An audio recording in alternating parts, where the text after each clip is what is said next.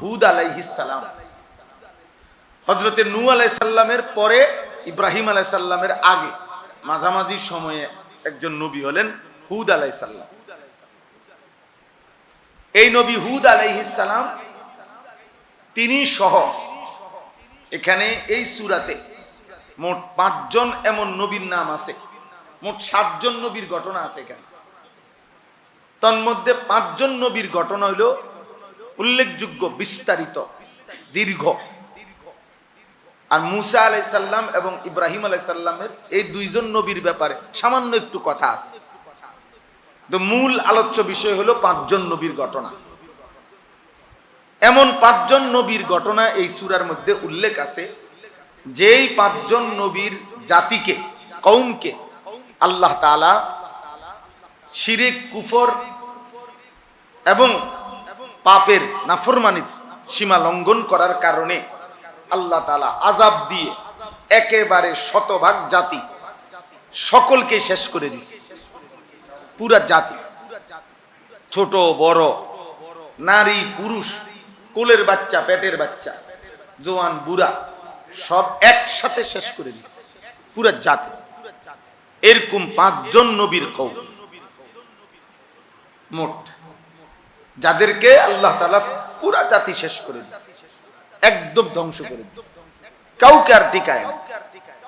ফাআসবাহু লা ইউরা ইল্লা মাসাকিনুহুম। আল্লাহ তাআলা বলেন আযাব যখন শেষ হলো, এবার তাদের পাথরে নির্মিত ঘরগুলো ছাড়া আর একটা লোকও বেঁচে ছিল। ফাআসবাহু ফি দারিহিম জাসিমিন। কোন জাতির ব্যাপারে বললেন যে ভোরের বেলা, ভোরের আলোয় দেখা গেল, সকাল বেলা দেখা গেল পুরা জাতি উপুর হইয়া, নিজ নিজ যে যেখানে ঘুমন্ত মানুষ ছিল উপুর হইয়া পড়ে মরে আছে, সব শেষ করে। একজন আল্লাহ তাআলা বাঁচান নাই। ফাজআলনা আলিয়াহা সাফিলাহা ওয়া আমতারনা আলাইহিম হিজারাতাম মিন সিজিল। কোন জাতিকে আল্লাহ তাআলা, এই 5 জাতির মধ্যেই বলতেছি, কোন জাতিকে আল্লাহ তাআলা সাতবক জমিনের মাটি, পুরা এলাকা, মনে করেন পুরা এলাকা যদি 100 কিলো হয় বা যে দূর হয় এরিয়া, এই পুরাটারে জমিনের সাতবক নিচের মাটি ফেরেশতা উঠাইয়া উপরে নিয়ে উল্টানি দিয়ে আবার আসার দিয়া ফেলাই দিছে। কেমন আযাব! ওয়া আমতারনা আলাইহিম হিজারাতাম মিন সিজিল। এবং একে তো উল্টানি দিছে, এরপরে ওই অবস্থায় পাথরের বৃষ্টি বর্ষণ করে ওই জায়গা পুরাটাকে সাগর বানায় ফেলছে। আযাব কেমন হইছে! 7 লায়ালিন ওয়া 8 আইয়ামিন হুসুমা ফাতারাল কওমা ফিহা সারআ। এই হুদ আলাইহিস সালামের জাতিকে আল্লাহ তাআলা আযাব দিতে গিয়ে একটানা 7 রাত্রি 8 দিন একটানা ঘূর্ণিঝড় আর তুফান হইছে, টানা 7 লায়ালিন ওয়া 8 আইয়াম, 7 রাত্রি 8 দিন। কোরআনের আয়াত, কি আজীব কথা! কল্পনা করেন তো, 7 রাত্রি 8 দিন একটানা তুফান হইছে, একটানা ঘূর্ণিঝড় হইছে। আল্লাহ তাআলা বলেন পুরা জাতি, লম্বা লম্বা মানুষ ছিল, পৃথিবীতে সবচেয়ে দীর্ঘদেহী, সবচেয়ে সুঠাম, সবচেয়ে সবল, শক্তিমান আল্লাহ তাআলা এই জাতিকেই বানাইছিলেন কওমে আদ, আল্লাতী লাম ইউখলাক মিসলুহা ফিল বিলাদ। যাদের মতো আল্লাহ কাউকে আর বানান নাই। আল্লাহ বলেন এই পুরা জাতি, উঁচা উঁচা গাছ ঝড় তুফানে যেভাবে ভাঙ্গা ভাঙ্গা পড়ে, মানুষগুলো এরকম থুবড়ে, মুখ থুবড়ে ভাঙ্গা ভাঙ্গা পড়ছে। বিষয়টা কি? তো আল্লাহ তাআলা এই 5টা জাতি, হযরতে নূহ আলাইহিস সালাম, হযরতে হুদ আলাইহিস সালাম, হযরতে সালেহ আলাইহিস সালাম, হযরতে লূত আলাইহিস সালাম, হযরতে শুআয়ব আলাইহিস সালাম, এই 5 জন নবীর কওমকে আল্লাহ তাআলা আযাব দিয়ে একেবারে শেষ করে দিয়েছে। নূহ আলাইহিস সালাম, হুদ আলাইহিস সালাম, সালেহ আলাইহিস সালাম, লূত আলাইহিস সালাম, শুআয়ব আলাইহিস সালাম। এই পাঁচজন জাতির আযাবের বর্ণনা, ওদের উপরে আল্লাহ তাআলা আযাবটা কিভাবে দিবেন, এই আযাবের বিস্তারিত বর্ণনা, ওই পাঁচটি জাতির নাফরমানির বিস্তারিত বর্ণনা এবং ওই পাঁচ জাতির উপরে নবীদের দাওয়াতের মেহনতের বিস্তারিত বর্ণনা সবচেয়ে বেশি লম্বা করে বিস্তারিত করে আল্লাহ তাআলা এই সূরাতে উল্লেখ করেছেন। সূরা হুদ। কোন সূরা বলেন? সূরা হুদে উল্লেখ করেছেন। এই জন্য কোরআনুল কারীমের সবচেয়ে বেশি আযাবের বর্ণনা এই সূরাতে, সবচেয়ে ভয়ানক আযাবের বর্ণনা। তাফসীরের মধ্যে আছে এই সূরা নাজিল হওয়ার অল্প কিছুদিন পরেই প্রিয় নবী সাল্লাল্লাহু আলাইহি ওয়াসাল্লাম সর্বপ্রথম ওনার দাড়ি মুবারকের কয়েকটা চুল সাদা হয়ে গেছে। সাইয়্যিদুনা আবু বকর সিদ্দিক রাদিয়াল্লাহু তাআলা আনহু, নবীর সবচেয়ে ঘনিষ্ঠ জন, তো তিনি বললেন, ইয়া রাসূলুল্লাহ কাদ শাইয়াবতা, ইয়া রাসূলুল্লাহ আপনি দেখি বুড়ো হয়ে যাচ্ছেন, আপনার চুল দাড়ি সাদা হওয়া শুরু হয়ে গেছে। তখন নবী সাল্লাল্লাহু আলাইহি সাল্লাম বললেন, শাইয়াবাতনি হুদ, আবু বকর সূরা হুদ আমারে বুড়া বানায় ফেলছে। সূরা হুদ আমারে কি বানায় ফেলছে মানে কি? অর্থ হলো মানে সূরা হুদে মহান আল্লাহ তাআলা এই ভয়ানক আযাবের বর্ণনা দিয়েছেন, যেই আযাবের বর্ণনা শুনে আমার উম্মতের চিন্তা যে আহা আমার উম্মত যদি এই পাপে লিপ্ত হয় তাদের উপরেও আযাব আসবে, এই ভয় আর এই পেরেশানি আমার চুল দাড়ি সাদা হওয়া শুরু। শাইয়াবাতনি হুদ। মানুষ কথায় কথায় বলে, ভাই গত একটা মাস যেই পেরেশানি আমার উপর দিয়া গেছে, বিশ্বাস করে অর্ধেক চুল পাইকা গেছে, বুড়ো হইয়া গেছে, হায়াত কইমা গেছে 29 বছর। কথায় কথায় বলে না মানুষ এমন। তো নবী সাল্লাল্লাহু আলাইহি সাল্লাম বলেন, আবু বকর আযাবের বর্ণনা, নাফরমান জাতির সীমা লঙ্ঘনের বর্ণনা আর আযাবের বর্ণনা এত ভয়ানক যে আমার এই চিন্তায়, আমার পেরেশানিতে আমি বুড়া হয়ে গেছি। এখন আসেন এই পাঁচটা জাতির বিস্তারিত বর্ণনা আপনি পড়বেন। আমি সবটা বলার সুযোগ নাই, আমি নাম তো বললাম। এবং আযাবের ধরন ছিল অত্যন্ত ভয়ানক। কাউকে জমিন উল্টায় ফেলছে, কাউকে টানা 7 রাত্রি 8 দিনের ঝড় তুফান দিয়ে ধ্বংস করে দিছে। নূহ আলাইহিস সালামের কওমকে টানা 40 দিনের বন্যা দিয়ে ধ্বংস করে দিছে। এরপরে আপনার হযরতে সালেহ আলাইহিস সালাম এবং শুআয়ব আলাইহিস সালামের কওমকে আল্লাহ তাআলা নিচে ভূমিকম্প আর উপরে ফেরেশতার বিকট চিৎকার, একটা চিল্লানি দিছে ফেরেশতা, সব কান ফাইটা মরে গেছে, কান ফাইটা মরে গেছে। ও আখাযাতহুমুস সাইহা, এক চিৎকারে শেষ।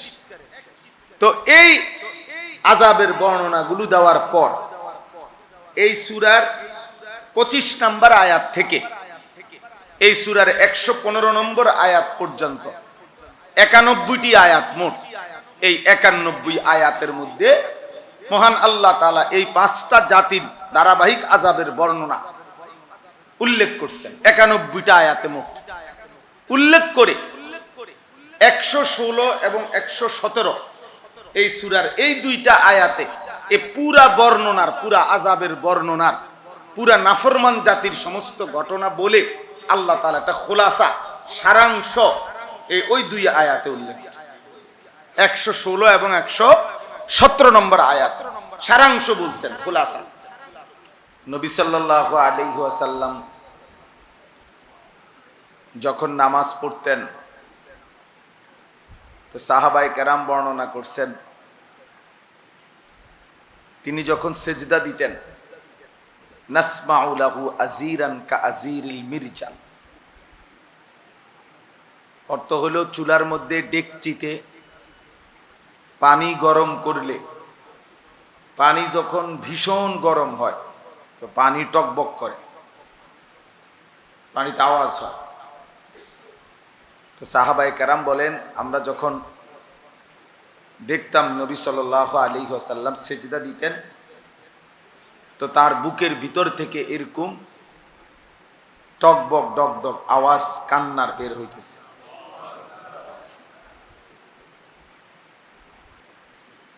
রাসূলুল্লাহ সাল্লাল্লাহু আলাইহি ওয়াসাল্লামের ইবাদত আমল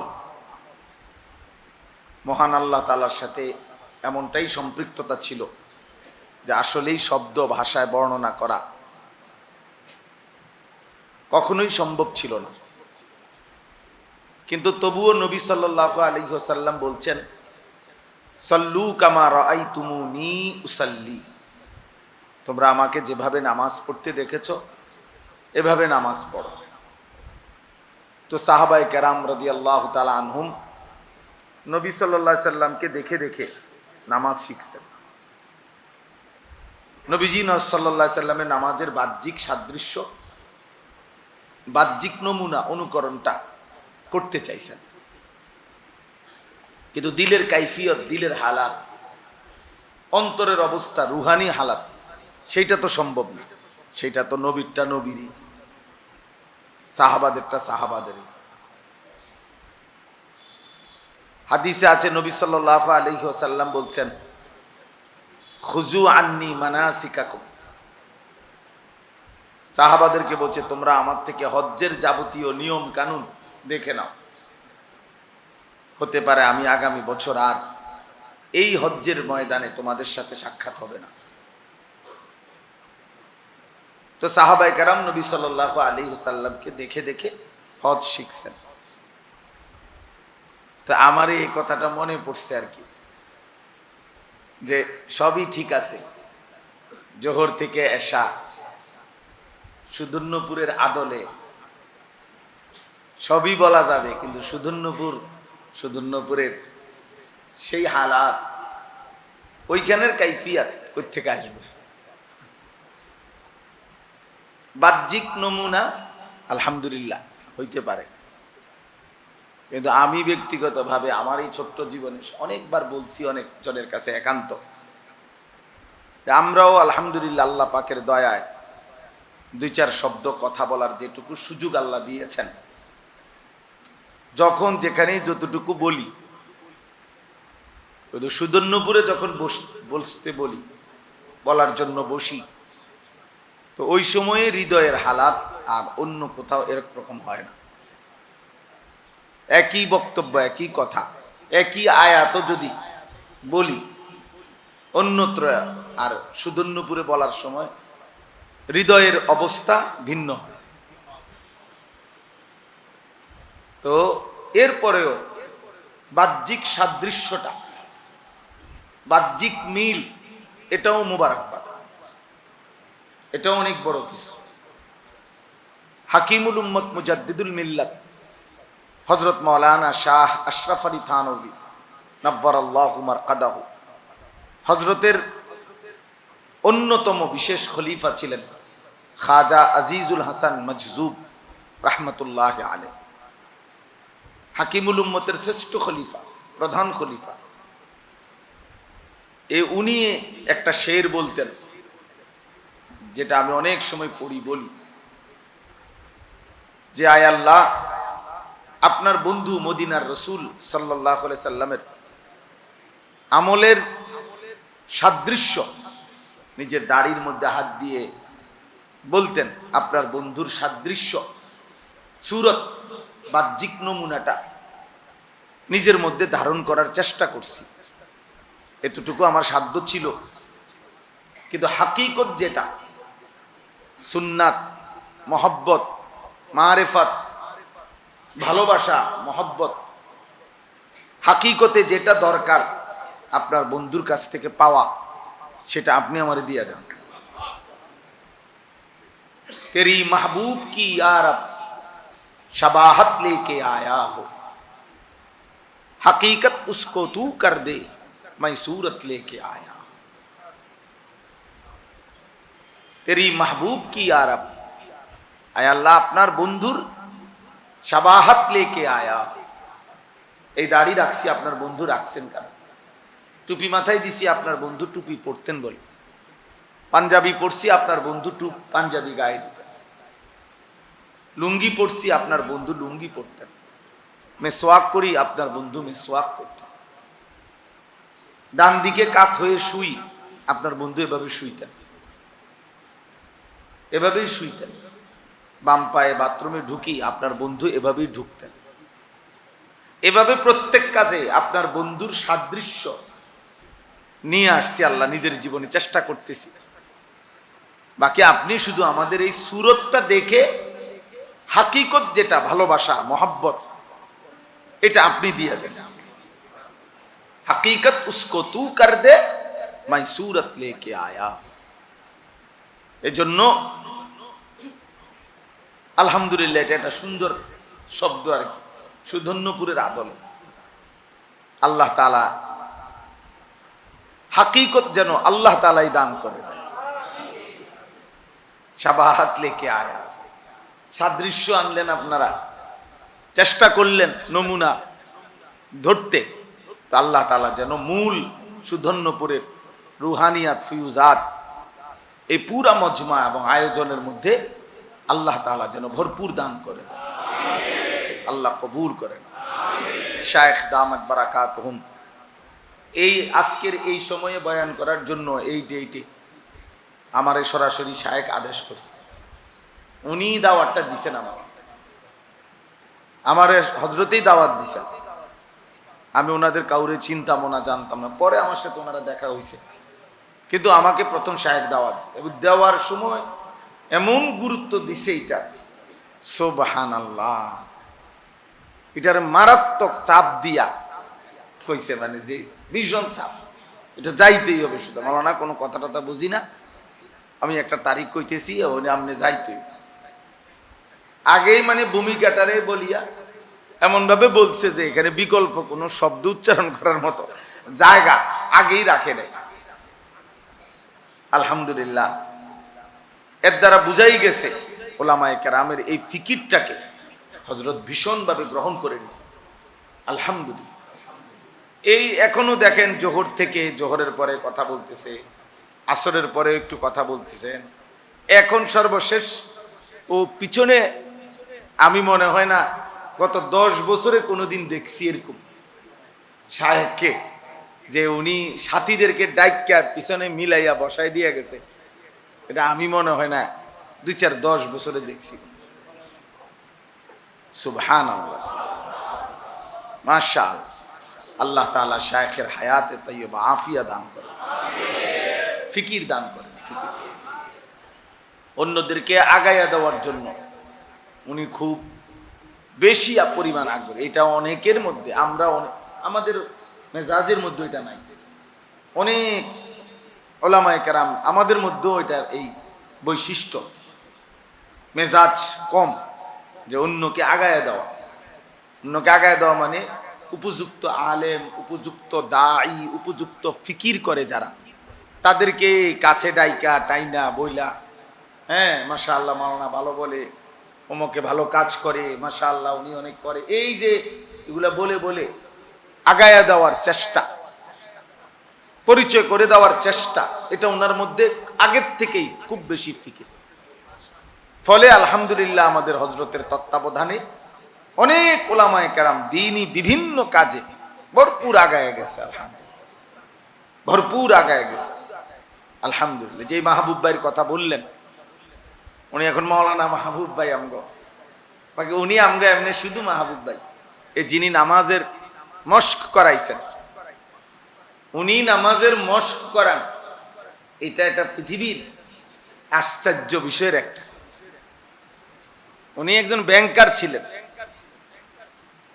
আপাদমস্তক জেনারেল শিক্ষিত মানুষ, বিশ্বাস হয় আপনাদের? আপাদমস্তক তিনি জেনারেল মানুষ ছিলেন, স্ত্রীও ছিল উচ্চ পদমর্যাদা সম্পন্ন উচ্চ শিক্ষিতা নারী। ওইখান থেকে আমাদের শায়েখের তত্ত্বাবধানে, শায়েখের মহব্বতে লাখ টাকার ব্যাংকের চাকরি এগুলো ছেড়ে দিছে, জিন্দিগির এই জেনারেল লাইনের কত মেহনত, কত ফিকির সব বাদ দিয়ে আবার নতুন করে মাদ্রাসায় ভর্তি হয়েছেন, আবার পূর্ণ পড়ালেখা করছেন দাওরায়ে হাদিস পর্যন্ত। কি পরিমাণ সবর করছেন, কি পরিমাণ মেহনত করছেন, আরো অনেক কাহিনী আছে, ব্যক্তিগত নিজের জীবনের অনেক কোরবানি আছে, পারিবারিক কোরবানি আছে। বিনিময়ে আজকে আলহামদুলিল্লাহ উম্মতের সামনে নমুনা হয়েছে। আলহামদুলিল্লাহ, আল্লাহ তাআলা খুব কবুল করেন। তো ভাইয়া, আপনাদের কাছে প্রত্যেকের কাছে অনুরোধ, যতজন সাথী নওজোয়ান ভাই তোমরা আসছো, আমরাও খুশি হইলাম। আল্লাহ তাআলা আমাদের সকলেরই আশা একত্রিত হওয়াকে আল্লাহ তাআলা কবুল করে নেন। পবিত্র কোরআনুল কারীমের 12 নম্বর পারা 11 নম্বর সূরা, সূরাটির নাম হচ্ছে সূরা হুদ। এই সূরার 2টি আয়াত 18-19 আমি তেলাওয়াত করেছি। এই 2টি আয়াতকে সামনে রেখে সামান্য কিছু কথা আপনাদের সামনে আমরা আরজ করতে চাই। আল্লাহ তাআলা আমাদেরকে তৌফিক দান করেন। প্রথমে 2টা অংশ কথা, এই সূরাটাকে সামনে রেখে একটা কথা আছে, পুরা সূরাটাকে সামনে রেখে, আর 2টা আয়াতকে সামনে রেখে একটা কথা। পুরা সূরাটাকে সামনে রেখে কথা হলো, সূরাটার নাম হচ্ছে সূরা হুদ, একজন নবীর নাম। কিসের নাম? একজন নবীর নাম, হুদ আলাইহিস সালাম। হযরতে নূহ আলাইহিস সালামের পরে ইব্রাহিম আলাইহিস সালামের আগে মাঝামাঝি সময়ে একজন নবী হলেন হুদ আলাইহিস সালাম। এই নবী হুদ আলাইহিস সালাম তিনি সহ এখানে এই সূরাতে মোট 5 জন এমন নবীর নাম আছে, মোট 7 জন নবীর ঘটনা আছে এখানে। তন্মধ্যে 5 জন নবীর ঘটনা হইল উল্লেখযোগ্য, বিস্তারিত, দীর্ঘ। আর মূসা আলাইহিস সালাম এবং ইব্রাহিম আলাইহিস সালামের এই 2 জন নবীর ব্যাপারে সামান্য একটু কথা আছে। তো মূল আলোচ্য বিষয় হলো 5 জন নবীর ঘটনা। এমন 5 জন নবীর ঘটনা এই সূরার মধ্যে উল্লেখ আছে, যেই 5 জন নবীর জাতিকে, কওমকে আল্লাহ তাআলা শিরক, কুফর এবং পাপের, নাফরমানির সীমা লঙ্ঘন করার কারণে আল্লাহ তাআলা আযাব দিয়ে একেবারে শতভাগ জাতি সকলকে শেষ করে দিয়েছে। পুরা জাতি, ছোট বড়, নারী পুরুষ, কোলের বাচ্চা, পেটের বাচ্চা, জওয়ান বুড়া, সব একসাথে শেষ করে দিয়েছে পুরা জাতি। এরকম 5 জন নবীর কওম মোট, যাদেরকে আল্লাহ তাআলা পুরা জাতি শেষ করে দিয়েছে, একদম ধ্বংস করে দিয়েছে, কাউকে আর টিকায় না। ফাআসবাহু লা ইউরা ইল্লা মাসাকিনুহুম। আল্লাহ তাআলা বলেন, আযাব যখন শেষ হলো, এবার তাদের পাথরে নির্মিত ঘরগুলো ছাড়া আর একটা লোকও বেঁচে ছিল না। ফাআসবাহু ফি দারিহিম জাসিমিন। কোন জাতির ব্যাপারে বললেন যে ভোরের বেলা, ভোরের আলোয় দেখা গেল, সকালবেলা দেখা গেল পুরা জাতি উপুর হইয়া, নিজ নিজ যে যেখানে ঘুমন্ত মানুষ ছিল উপুর হইয়া পড়ে মরে আছে, সব শেষ করে দিয়েছে। একজনকে আল্লাহ তাআলা বাঁচান নাই। ফাজআলনা আলিয়াহা সাফিলাহা ওয়া আমতারনা আলাইহিম হিজারাতাম মিন সিজ্জিল। কোন জাতিকে আল্লাহ তাআলা, এই 5 জাতির মধ্যেই বলতেছি, কোন জাতিকে আল্লাহ তাআলা সাতবক জমিনের মাটি, পুরা এলাকা, মনে করেন পুরা এলাকা যদি 100 কিলো হয় বা যে দূর হয় এরিয়া, এই পুরাটারে জমিনের সাতবক নিচের মাটি ফেরেশতা উঠাইয়া উপরে নিয়ে উল্টানি দিয়ে আবার আসার দিয়া ফেলাই দিছে। কেমন আযাব! ওয়া আমতারনা আলাইহিম হিজারাতাম মিন সিজ্জিল। এবং একে তো উল্টানি দিছে, এরপরে ওই অবস্থায় পাথরের বৃষ্টি বর্ষণ করে ওই জায়গা পুরাটাকে সাগর বানায় ফেলছে। আযাব কেমন হয়েছে! 7 লায়ালি ওয়া 8 আইয়ামিন হুসুমা ফাতারাল কওমা ফিহা সারআ। এই হুদ আলাইহিস সালামের জাতিকে আল্লাহ তাআলা আযাব দিতে গিয়ে একটানা 7 রাত্রি 8 দিন একটানা ঘূর্ণিঝড় আর তুফান হইছে, টানা। সাবআ লায়ালিন ওয়া সামানিয়াতা আইয়াম, 7 রাত্রি 8 দিন। কোরআনের আয়াত। কি আজীব কথা, কল্পনা করেন তো। 7 রাত্রি 8 দিন এক টানা তুফান হইছে, এক টানা ঘূর্ণিঝড় হইছে। আল্লাহ তাআলা বলেন পুরা জাতি, লম্বা লম্বা মানুষ ছিল পৃথিবীতে, সবচেয়ে দীর্ঘদেহী, সবচেয়ে সুঠাম, সবচেয়ে সবল, শক্তিমান আল্লাহ তাআলা এই জাতিকেই বানাইছিলেন কওমে আদ, আল্লাতী লাম ইউখলাক মিসলুহা ফিল বিলাদ, যাদের মতো আল্লাহ কাউকে আর বানান নাই। আল্লাহ বলেন এই পুরা জাতি, উঁচা উঁচা গাছ ঝড় তুফানে যেভাবে ভাঙ্গা ভাঙ্গা পড়ে, মানুষগুলো এরকম থুবড়ে, মুখ থুবড়ে ভাঙ্গা ভাঙ্গা পড়ছে। বিষয়টা কি? তো আল্লাহ তাআলা এই 5টা জাতি, হযরতে নূহ আলাইহিস সালাম, হযরতে হুদ আলাইহিস সালাম, হযরতে সালেহ আলাইহিস সালাম, হযরতে লূত আলাইহিস সালাম, হযরতে শুআয়ব আলাইহিস সালাম, এই পাঁচজন নবীর কওমকে আল্লাহ তাআলা আযাব দিয়ে একেবারে শেষ করে দিয়েছে।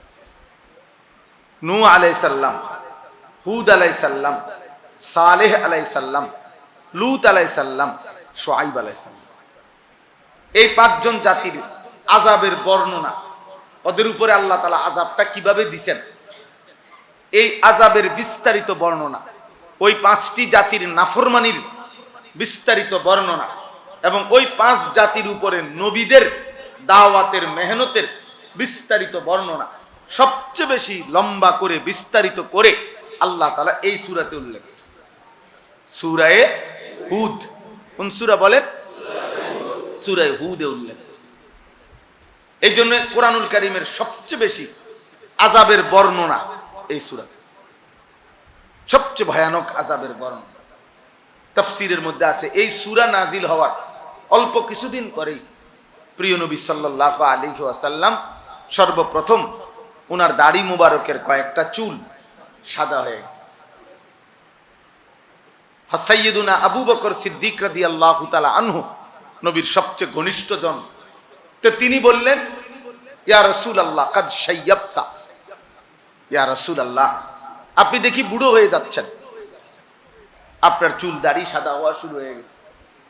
তখন নবী সাল্লাল্লাহু আলাইহি সাল্লাম বললেন শাইয়াবাতনি হুদ, আবু বকর সূরা হুদ আমারে বুড়া বানায় ফেলছে।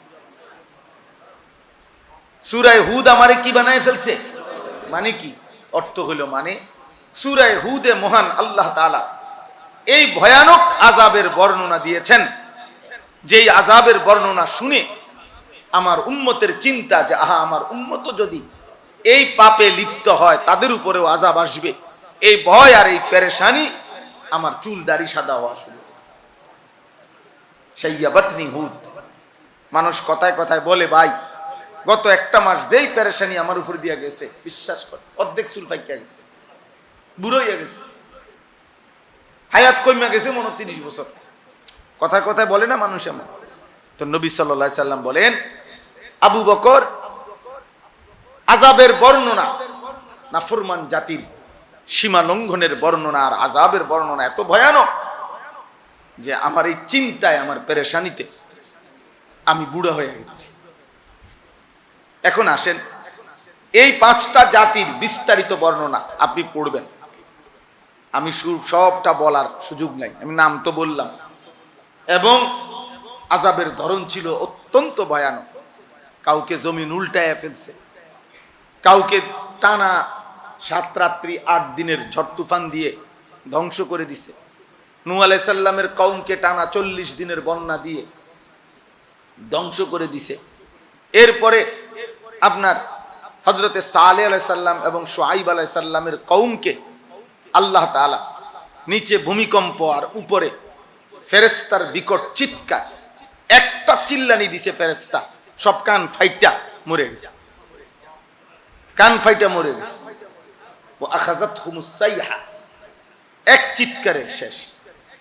তো এই আযাবের বর্ণনাগুলো দেওয়ার পর এই সূরার 25 নম্বর আয়াত থেকে এই সূরার 115 নম্বর আয়াত পর্যন্ত 91টি আয়াত মোট, এই 91 আয়াতের মধ্যে মহান আল্লাহ তাআলা এই 5টা জাতির ধারাবাহিক আযাবের বর্ণনা উল্লেখ করছেন 91টা আয়াতে মোট উল্লেখ করে 116 এবং 117 এই সূরার এই দুইটা আয়াতে এই পুরা বর্ণনার, পুরা আযাবের বর্ণনার, পুরা নাফরমান জাতির সমস্ত ঘটনা বলে আল্লাহ তাআলা একটা খোলাসা, সারাংশ ওই দুই আয়াতে উল্লেখ করছে।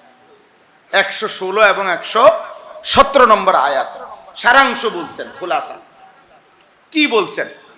এই শুধু এই কথাটা আমার ওই আজকের মজলিসের সাথে সম্পৃক্ততা, এই জন্য আমি বলতে চাই। এই শায়েখের ফিকির, শায়েখের অস্থিরতা, ওলামায়ে কেরামের অস্থিরতা, এই কথাটা এটার সাথে থেকে বুঝাইতে চাই।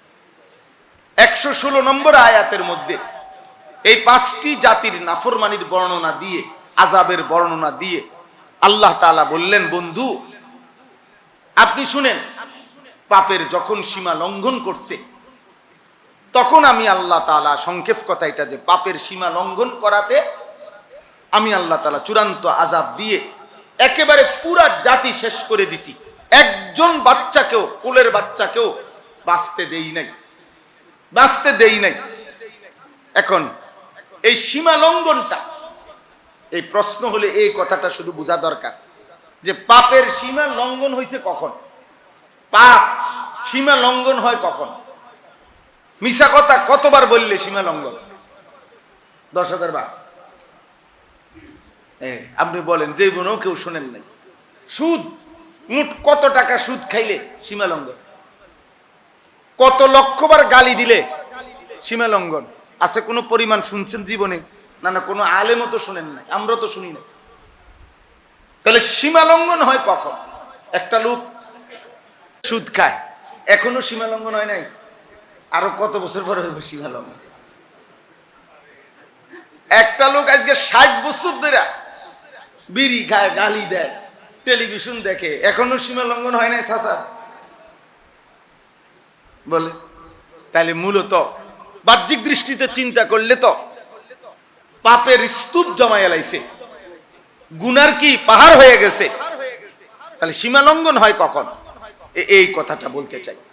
116 নম্বর আয়াতে আল্লাহ তাআলা বলছে, বন্ধু 5টি অবাধ্য নাফরমান জাতির বর্ণনা দিলাম, ধ্বংস করে দিলাম, কিন্তু সীমা লঙ্ঘন কখন হইছে? আমি আল্লাহ তাআলা পাপের সীমা লঙ্ঘন ধরি কখন, কোন অবস্থাটাকে ধরি যে এটা সীমা লঙ্ঘন? এইটাই হলো ফালাউলা কানা মিনাল কুরুনি উলু বাকিয়াতিন ইয়ানহাউনা আনিল ফাসাদ ফিল আরদ। আল্লাহ তাআলা বলেন, যদি আমি দেখতাম ওই 5টি জাতির মধ্যে শেষ পর্যন্ত যে অল্প কিছু মানুষও যদি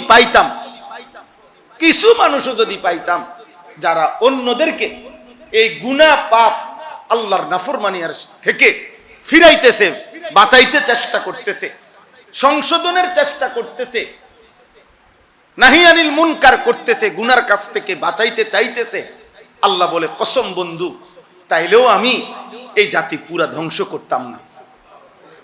এই সীমা লঙ্ঘন হইল তখন যখন আমি দেখি কোন জাতি, ব্যক্তি, পরিবার, গোষ্ঠী, সম্প্রদায় যখন কেউ আর পাপের মধ্যে এভাবে ডুবে যায় যে আর কেউ কাউকে ফেরাচ্ছে না। বুঝছেন নি হিসাবটা?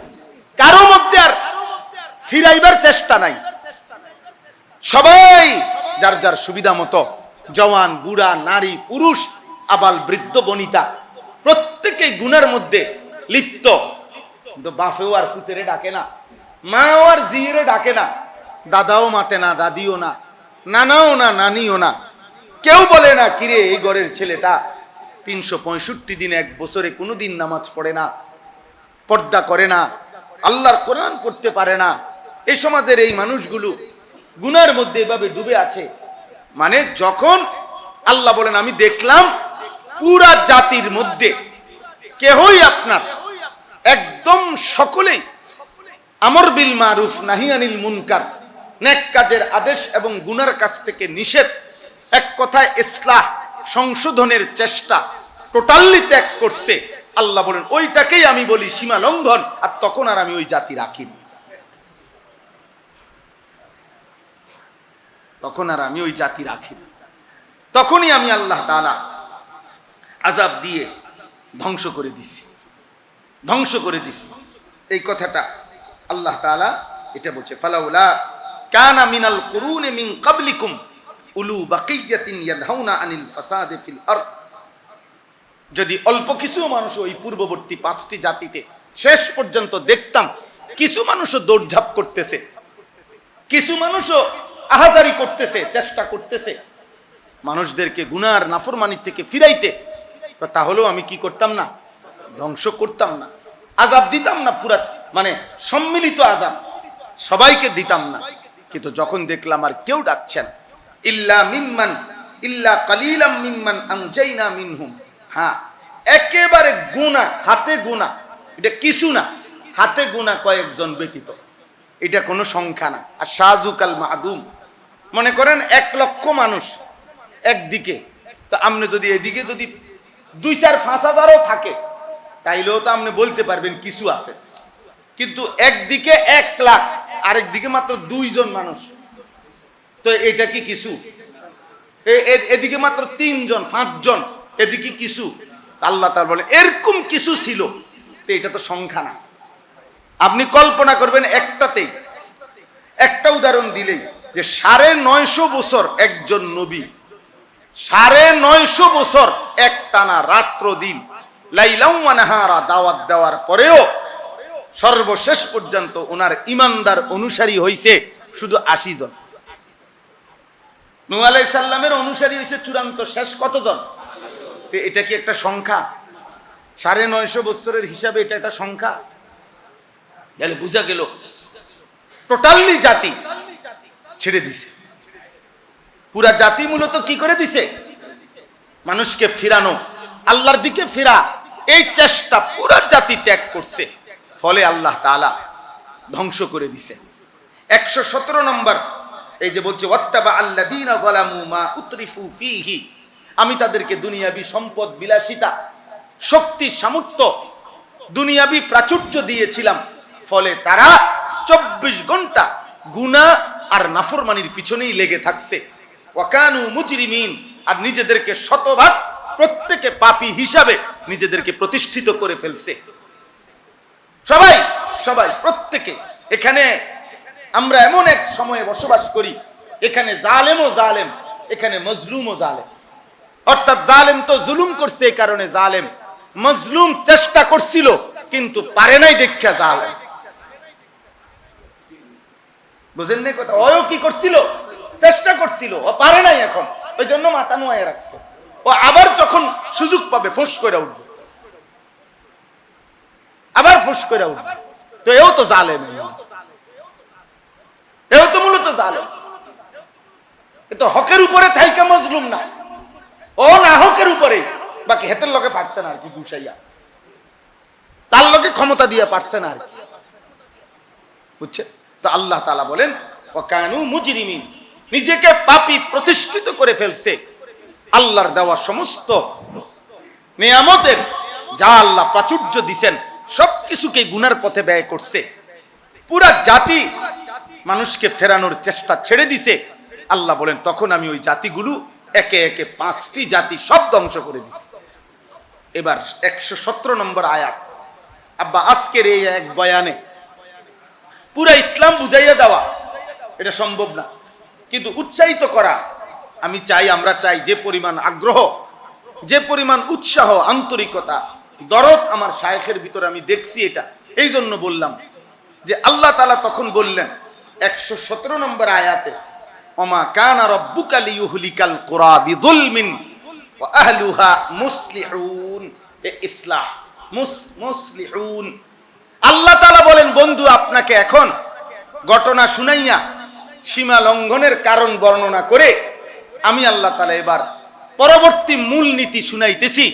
কিয়ামত পর্যন্ত আপনার উম্মতের গুনার পরিমাণ যতই হোক, যদি তাদের মধ্যে ইসলাহ, সংশোধনের চেষ্টা অব্যাহত থাকে, চালু থাকে, তো আমি ওয়াদা দিলাম একসাথে পুরা জাতি পাপ যত বেশি হোক ধ্বংস করব। ওমা কানা রাব্বুকা লিয়ুহলিকাল কুরা বিযুলমিন, ওয়া হুম মুসলিহুন।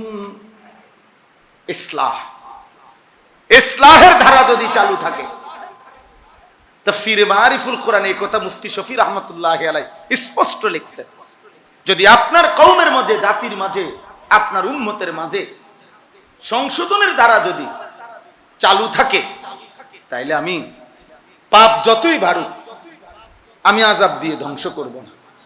এজন্য যদি শুধু পাপকে সীমা লঙ্ঘন সংখ্যা ধরতাম, তাহলে সীমা লঙ্ঘন হয়েই উর্ফি দিয়ে গেছে আমরা।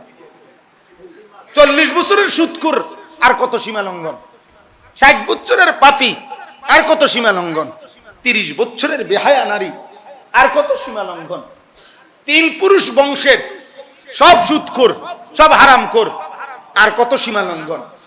কথা বোঝেন নাই? সীমা লঙ্ঘন যদি পাপের সংখ্যাকে ধরা হয়, তাহলে তো আমাদের সীমা লঙ্ঘন হয়েই আছে। কিন্তু মূলত এখনো আমরা টিকে আছি ওই এক কারণে, এখনো কওমের কিছু আলেম, এখনো কিছু দায়ী, এখনো কিছু আল্লাহর প্রিয় বান্দা মানুষদেরকে ফিরাইবার চেষ্টা করতেছে। খোদার কসম, এর ভিত্তিতে এই জাতি টিকে আছে। এই ইসলাহের এই চেষ্টা, সংশোধনের এই চেষ্টা আমরা দেখছি বাংলাদেশের লক্ষ লক্ষ কোটি কোটি যুবক, ছেলে মেয়ে এই পুরা সময়টা, এই 1.5 মাস ফুটবল বিশ্বকাপ দেখছে। কিন্তু আমরা এই 1.5 মাস একটানা, গতকালকে রাত্র পর্যন্ত, গতকালকে 12:15 আমার বয়ান শেষ হয়েছে, গতকাল রাত্রেও 12:15 বাজে আমি কথা শেষ করছিলাম তিতাস উপজেলায় কুমিল্লা। তো তখনও আমি শেষ মিনিট পর্যন্ত আলহামদুলিল্লাহ আল্লাহর উপরে ভরসা করে বলতে পারি, পুরা 1.5 মাস আমরা একটানা আগে পিছে আমরা বলে গেছি, এ কথা বলে গেছি, চিল্লাইয়া গেছি, কেউ না শুনুক আমাদের কথা, কিন্তু আমরা চেষ্টা করছি আমার উম্মতের সন্তানদেরকে সচেতন করতে, ফিরাইবার চেষ্টা করছি, বলতে থাকছি। পুরা বৃষ্টি হয়, ওলামায়ে কেরাম তবুও বলে, ঝড় তুফানে, এই বৃষ্টিতে, বর্ষায় আমাদের শায়েখ দামাত বারাকাত একদিনও আমি মাদ্রাসার প্রয়োজনে সপ্তাহের, মাসের কয়েকটা দিন মাদ্রাসার প্রয়োজনে খালি রাখছিলাম মাহফিল থেকে। এটাও হযরত অনেক সময় পছন্দ করে না, যে না মাদ্রাসাও ঠিক রাখতে হবে, মাওলানা উম্মতকেও বলতে হবে। আরে এখনো না আলহামদুলিল্লাহ চারিদিকে ইসলাহি মাহফিল, মসজিদে মসজিদে, মাদ্রাসায় হচ্ছে আলহামদুলিল্লাহ। আজ থেকে 10 বছর আগে, 8 বছর আগে আমার তো স্পষ্ট মনে আছে, আমাদের শায়েখ আল্লামা মুফতি মুশতাকুন নবী কাসিমি হুজুর আমারে বলছে, মাওলানা প্রয়োজনে হ্যান্ড মাইক নিবেন, হ্যান্ড মাইক নিয়ে উম্মতের উঠানে দুয়ারে ইসলাহের ফিকির করবেন। এবং সত্য কথা, আমরা বিগত দিনে, গত 5 বছর আগেও, 6 বছর আগেও বাড়ির উঠানে ছোট্ট রুমে ওই পাশে কয়জন মহিলা, সামনে 3-4 জন পুরুষ বসা, এমনও বহু মজলিসে বয়ান করছি। ইসলাহি মজলিস কি, সংশোধনের এই ফিকির কি, এটা বুঝতোও না। আলহামদুলিল্লাহ শায়েখের উৎসাহের কারণে দুয়ারে উম্মতের উঠানে বলে গেছি, উঠানে। তাহলে বলার উদ্দেশ্য হলো, এই লক্ষ লক্ষ উলামায়ে কেরাম, হাজার উলামায়ে কেরাম আল্লাহর পথের দাওয়াত ও তাবলীগের সাথী, আল্লাহর দ্বীনের দায়ী, আল্লাহর দ্বীন নিয়ে ফিকির করে, ভাবে আখিরাত নিয়ে ভাবে, ওনারা এখনো এই উম্মতের মধ্যে অপরের সংশোধনের চেষ্টা চালু রাখছে, চেষ্টা করতেছে, বলতেছে এটা যতদিন চালু থাকবে, খোদার কসম আল্লাহর ওয়াদা, পুরা জাতি আমি আল্লাহ পাপের পরিমাণ যতই হোক আযাব দিয়ে ধ্বংস করব। এবার বলেন ইসলাহি মজলিস কি পরিমাণ দরকার? আপনারা এবার কোন ছেলেরা, ভাই তোমরা এবার বলো, কথাটা বুঝেন নাই আপনি? আমাদের অস্তিত্বের জন্য দরকার, আমাদের টিকে থাকার জন্য দরকার, আমাদের আগামী প্রজন্মের বেঁচে থাকার জন্য দরকার। এই আসমান ও জমিনের স্বাভাবিক গতিধারা, এই আসমান ও জমিনের এই সূর্য চন্দ্র আলো বাতাসের স্বাভাবিক ধারা পৃথিবীতে চালু থাকার জন্য কি দরকার? ইসলাহি দরকার, ইসলাহি ফিকির দরকার। শুধু মাহফিল না, মানে ইসলাহি ফিকির, সংশোধনের ফিকির। এবার ব্যক্তি পর্যায়ে হোক, ঘরে হোক, বাপ ছেলেকে বলতে হবে, মা মেয়েকে বলতে হবে, দাদা নাতিকে বলতে হবে, অধীনস্থকে অভিভাবক বলতে হবে, শাসক জনগণকে বলতে হবে। প্রত্যেকেই প্রত্যেকের সাধ্য মতো, কেউ একজনকে বলুক, কেউ 1 লক্ষকে বলুক, কেউ 10 জনকে বলুক, কেউ 10,000কে বলুক, কিন্তু এই কথা স্পষ্ট আব্বা বলতে হবে, ফিরাইবার চেষ্টা করতে হবে। কথা বুঝছেন কিনা বলেন? এটা জরুরি।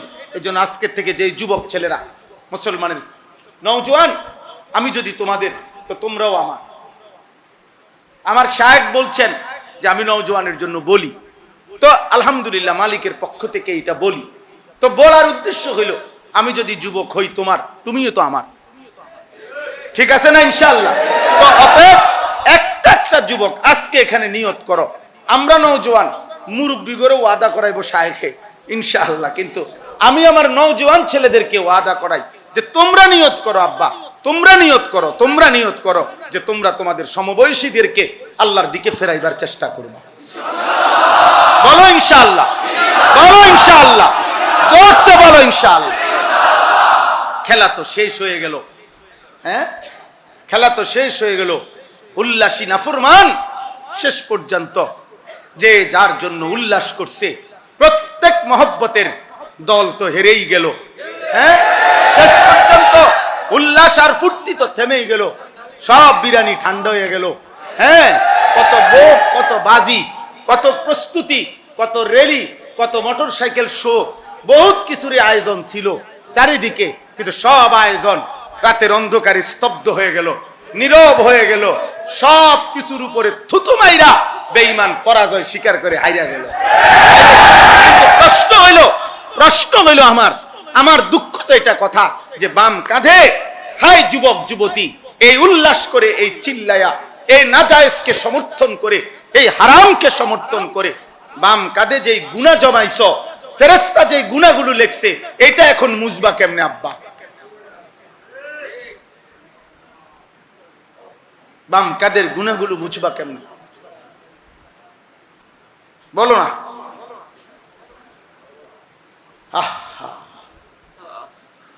এই গুনাহ মুছবে কেমনে? গুনাহ মুছবে কেমনে? আল্লাহর কাছে খাটি দিলে, তওবা না করলে, আর আল্লাহ যদি মাফ না করে, তে এই গুনাহ নিয়েই তো আমার হাসরের ময়দানে দাঁড়াইতে হবে। ওয়াকুল্লা ইনসানিন আলজামনাহু তায়রাহু আলা উনুকি,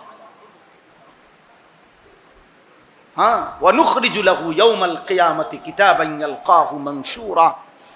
আল্লাহ তাআলা বলেন প্রত্যেকের আমলনামা তার কাঁধে লটকাইয়া দেওয়া হবে, এবং প্রত্যেকের আমলনামা তার সামনে আল্লাহ তাআলার পক্ষ থেকে ফেরেশতারা খুলে দিবে, আর আল্লাহর পক্ষ থেকে বলা হবে ইকরা কিতাবাকা, আমার বান্দা তোমার আমলনামা তুমি পড়ো, কাফা বিনাফসিকাল ইয়াউমা আলাইকা হাসিবা, আজ তোমার হিসাব তুমি করো, যথেষ্ট। তুমি বুঝবা গুনাহ কয়টা, নেকি কয়টা, সেজদা কয়টা, চিৎকার কয়টা, রাত্রি জেগে আল্লাহকে মনে করা কতবার, আর বেঈমানকে মনে করা কতবার, তোমার এখানে লেখা আছে, তুমি হিসাব করো। খোদার কসম, সেদিন নাফরমান একটার পর একটা পৃষ্ঠা উল্টাবে, যখন দেখবে পৃষ্ঠার পর পৃষ্ঠা গুনাহ আর গুনাহ, পাপ আর পাপ, তখন বলবে ইয়া ওয়াইলাতানা মা লিহাযাল কিতাব, হায় আফসোস আমার মন্দ কপাল, হায় মাওলা এই আপনি কেমন আমলনামা লেখাইলেন, কারে দিয়ে লেখাইলেন? লা ইউগাদিরু সাগীরাতান ওয়ালা কাবীরাতান ইল্লা আহসাহা, এই আমলনামার মধ্যে আমার জীবনের ছোট বড় বিন্দু বিন্দু নিঃশ্বাসগুলো পর্যন্ত লেখা হয়ে গেছে, কিছুই বাদ দেয় নাই। আল্লাহ তাআলা বলবেন ওয়াজাদু মা আমিলু হাদিরা, বান্দা তোমার পুরা জিন্দেগীর প্রতিটা নিঃশ্বাস পর্যন্ত আজ তোমার সামনে হিসাব তুমি দেখতে পাইবা, তুমি বুঝবা, তুমি বুঝবা, তুমি বুঝবা, তুমি বুঝবা। এজন্য দোস্ত, এটা খুব জরুরি। আল্লাহ নবী সাল্লাল্লাহু আলাইহি সাল্লাম হাদিসে ইসলাহের গুরুত্ব, ফেরানোর গুরুত্ব, মানুষকে পাপ থেকে, গুনাহ থেকে, আল্লাহর নাফরমানির থেকে ফিরাইবার চেষ্টা, এটার গুরুত্ব বলতে গিয়ে নবীজি এত সুন্দর সহজ বুঝার জন্য একবারে সহজ একটা উদাহরণ দিছিলেন। নবীজি নিজে একটি পানির জাহাজের উদাহরণ দিয়া নবীজি কথাটা খুব আরামসে বুঝাইছেন, যে বলছেন দেখো একটা পানির জাহাজ, এটা 2 তালা, তো দোতলাতেও যাত্রী আছে, নিচতলাতেও যাত্রী আছে, কিন্তু উভয় তালার পানির ব্যবস্থাপনা মানে জাহাজের যাত্রীদের যত প্রয়োজনীয় পানি লাগে পানিটা হলো দোতলায়। তো নিচতলার যাত্রীরা বারবার পানির জন্য উপরের তলায় যায়, এতে এদের কষ্ট হয়। আবার দোতলার যাত্রীরা বিরক্ত হয়, বারবারই ওরা উঠানামা করে, আওয়াজ করে, কথাবার্তা বলে, যার কারণে ওরা বারবারই নাক ছিটকায়, কদ্দুর শুইতারি না, হ্যাঁ কদ্দুর বইতারি না। এই বা লোকটি বারবার আসে। এই শুনে নিচতলার লোকগুলো নিচে গিয়া বলছে, প্রত্যেকবারে পানির জন্য গেলে এই দোতলার লোকটি আমাকে ফ্যান ফ্যান করে, ঝামেলা করে, হ্যাঁ যা বেটা পানি তো দরকার, ঠিক আছে আমাগো নিচে দিয়েই তো পানি, হ্যাঁ আমাগো পানি আমরা নিচে এই জাহাজের এক কোণা ছিদ্র করে ফেলি, ছিদ্র করে আমরা পানি এনে উঠাই, তাহলে আর তারার ঝামেলা হইল না। এখন রাসূলুল্লাহ সাল্লাল্লাহু আলাইহি ওয়াসাল্লাম হাদিস এটা আব্বা নবীজি বলছেন, এখন মনে করো নিচতলার যাত্রীরা জাহাজ ফুটা করে পানি নেওয়ার জন্য ফুটা করা শুরু করছে, তো দোতলার যাত্রীরা দেখা নিশ্চয়ই বলবে, যা তো বালা তো দোতলাতে আইস না, তারপরও ঝামেলা করিস না, এটাই তো বলবে নাকি? কথা বলে না? তখন দোতলার যাত্রী নিচতলার যাত্রী ফাহ ধরে তোর আল্লাহ দোহাই, হ্যাঁ তোরা দরকার হলে 24 ঘন্টা পানি নে, ভাত খাইস না, দরকার শুধু পানি খা, কিন্তু এই কাম করিস না। এইটা যদি করো তাহলে নিচতলা দোতলা আমরা সব একসাথে কি হয়ে যাব। তাইলে এই মুহূর্তে এদেরকে এখান থেকে ফিরানো, এটা শুধু ওই নিচতলার যাত্রীর স্বার্থে না নিজেরও স্বার্থে? এই কথাই, এই খালাস কথা এটাই আব্বা, গুনাহ থেকে ফিরানো। জিনা, ব্যভিচার, মদ, জুয়া, চুরি, ডাকাতি, হত্যা, খুন, ধর্ষণ, নারী নির্যাতন, অস্থিরতা, বেহায়াপনা, 24 ঘন্টার এই দিবা রাত্রির ঘন্টার পর ঘন্টা মোবাইল দেখা, নারী দেখা, অশ্লীল ছবি দেখা। হায় যুবক, 365 দিনে দিনকে দিন রাতকে রাত তুমি নারী দেখো, ছবি দেখো, অশ্লীল দৃশ্য দেখো। 365 দিনে একটা বছর চলে গেছে, একদিনও ফজরের নামাজ পড়লা না, একদিনও। আব্বা এমন ভুলা মালিক রে কেমনে ভুললা, এমন মালিক কেমনে ভুললা?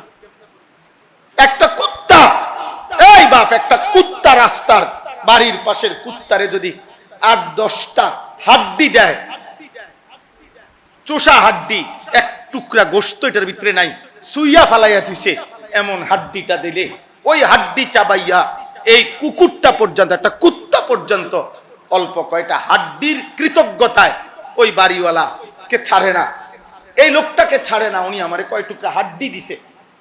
একটা কুকুরের ভিতরে যদি হাড্ডির কৃতজ্ঞতা এতটুকু থাকে, একটা কুত্তার ভিতরে এত বড় আসমান ও জমিন, এই চাঁদ সূর্য, আলো বাতাস, রোদ বৃষ্টি, আকাশ জমিন, এই খাদ্য, ফুল ফল ফসল, তরু লতা, এই শরীর, স্বাস্থ্য, জীবন, যৌবন, সুস্থতা, হাত, চোখ, নাক, কান, পাও, অর্থ, সম্পদ, স্ত্রী, সংসার, নিঃশ্বাস, চোখের দৃষ্টি, হাতের শক্তি, এই কায়নাতের 24 ঘন্টা এত লক্ষ কোটি নিয়ামত দিয়েও যে মালিক তোর কাছ থেকে একটা সেজদা পাইলো না, আরে তুই একবার ভেবে দেখ, কুত্তার চাইতো খারাপ বেটা, কুত্তার চাইতো খারাপ, কুত্তার চাইতো খারাপ বেটা, কুত্তার চাইতো খারাপ, বেনামাজি কুত্তার চাইতো খারাপ, সেজদাবিহীন নাফরমান কুত্তার চাইতো খারাপ। তোর মালিক তোকে কি পরিমাণ নিয়ামত দিছে বেটা, হ্যাঁ কয়টুক। এই পৃথিবীতে কৃতজ্ঞ প্রাণীর যেই কোন গবেষক বলবে কৃতজ্ঞ প্রাণীর উদাহরণ কুকুর।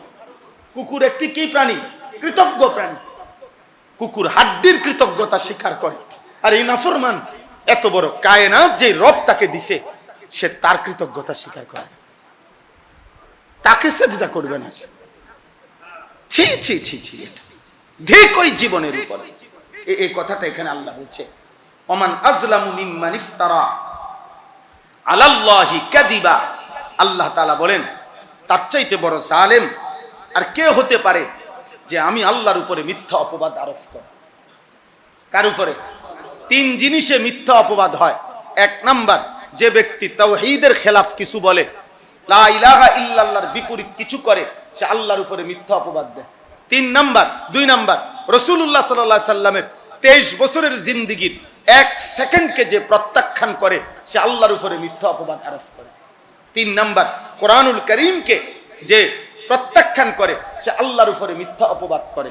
আল্লাহ বলেন উলাইকা ইউরাদুনা আলা রাব্বিহিম, কিয়ামতের দিন ওই নাফরমানদেরকে আমার সামনে পেশ করা হবে। ওয়া ইয়াকুলুল আশহাদু হাউলা ইল্লাযীনা কাযাবু আলা রাব্বিহিম, আর একটা একটা করে আমার পাঁচটা সাক্ষী পরপর এসে আমি আল্লাহর সামনে পাঁচটা সাক্ষী আমি আল্লাহ পেশ করব। ওরা একে একে বলবে, আল্লাহ এই আপনার সেই নাফরমান বান্দা যে আপনার তাওহীদকে মিথ্যা প্রমাণ করেছে, রিসালাতকে মিথ্যা প্রমাণ করেছে, আপনার কোরআনকে মিথ্যা প্রমাণ করেছে। পাঁচটা সাক্ষী 1 মিনিটে বলি। 1 নাম্বার সাক্ষী হলো ডান কাদের বাম কাদের ফেরেশতার জবান, ফেরেশতা বলবে তার মুখে। 2 নাম্বার আমল নামার লিখিত খাতা। 3 নাম্বার আমাদের দেহের অঙ্গ প্রত্যঙ্গ। 4 নাম্বার পায়ের নিচের জমিন। 5 নাম্বার স্বয়ং আল্লাহ নিজে। এই 5টি সাক্ষীর মাধ্যমে আল্লাহ বলবেন। শেষ কথা হইল আল্লাহ তাআলা তখন বলবেন, এই সমস্ত সাক্ষ্যে যখন পাপ প্রমাণিত হবে, অপরাধ প্রমাণিত হবে, তো আল্লাহ বলবেন আলা লানাতুল্লাহি আলা যালিমিন, হে নাফরমান তোর উপরে আল্লাহর লানত লানত লানত। অতএব জি রোজাদার যারা আছেন কোথায় মাদ্রাসার দোতলায় মেহেরবানি করে যারা রোজাদার তারা মাদ্রাসার দোতলায় ইফতার করে ইফতারের জন্য যান। যারা রোজা রাখেন নাই এমন কেউ উনারে আগায় দিতে যায়েন না, উনি নিজেই খুঁজে নিব, ঠিক না? জি মাশাআল্লাহ। তো আল্লাহ তাআলা বলেন শেষ কথা এটাই, আলা লানাতুল্লাহি আলা যালিমিন, আমার তাওহীদকে প্রত্যাখ্যান করেছো তোর উপরে আল্লাহর লানত, আমার রাসূলের জিন্দেগি প্রত্যাখ্যান করেছো তোর উপরে আল্লাহর লানত, আমার কোরআনকে প্রত্যাখ্যান করেছো তোর উপরে আল্লাহর লানত লানত। এজন্য নবীজি বলছে লাআনাল্লাহু আকিলার রিবা, আল্লাহ তাআলা সুদ যে খায় তার উপরে লানত। ওয়া মুকিলাহু, সুদ যে দেয়, খায় যে, দেয় যে, শাহেদাহু, সাক্ষী থাকে যে, কাতেবাহু, লিখে রাখে যে, যে যেভাবে জুড়ে সুদের সাথে তার উপরে লানত লানত লানত। লাআনাল্লাহুল খামরা, অশারিবাহা ওয়া মুবতাআহা ওয়া বাঈআহা, আল্লাহ নবী বলেন মদের উপরে আল্লাহর লানত, মদ যে পান করে তার উপরে আল্লাহর লানত, মদ যে ক্রয় করে তার উপরে আল্লাহর লানত, মদ যে বিক্রি করে তার উপরে আল্লাহর লানত, ওয়া আসীরাহা, মদ যে বানায় তার উপরে আল্লাহর লানত, ওয়াল হামুলাতা মাহমুলাতা ইলাইহি, যে মদের বোঝা বহন করে ওই গাড়ি, ওই ড্রাইভার, ওই হেল্পার, ওই কোম্পানি, ওই বস, ওই কর্মচারী, সবগুলোর উপরে আল্লাহর লানত আল্লাহর লানত আল্লাহর লানত আল্লাহর লানত। এই জন্য পাপীর উপরে আল্লাহর লানত পড়ে, নাফরমানের উপরে, চরিত্রহীন ব্যভিচারীর উপরে আল্লাহর লানত পড়ে। এই জন্য দয়া করে চলো বাপ নিয়ত করি আমরা আমাদের প্রত্যেকের নিজের ইসলাহ এবং আমাদের প্রত্যেকের সম্ভব যেদূর অপরের ইসলাহ সংশোধনের চেষ্টা করব ইনশাআল্লাহ। বলো ইনশাআল্লাহ, বলো ইনশাআল্লাহ। নওজোয়ান ভাই ফজরের নামাজ পড়বো ইনশাআল্লাহ, 5 ওয়াক্ত নামাজ পড়বো ইনশাআল্লাহ, আল্লাহকে নারাজ করব না। আজকের এই ইসলাহুল উম্মাহ ওলামা পরিষদ মাধবদীর এই মেহনত, এই ফিকির আল্লাহ কিয়ামত পর্যন্ত কায়েম রাখেন।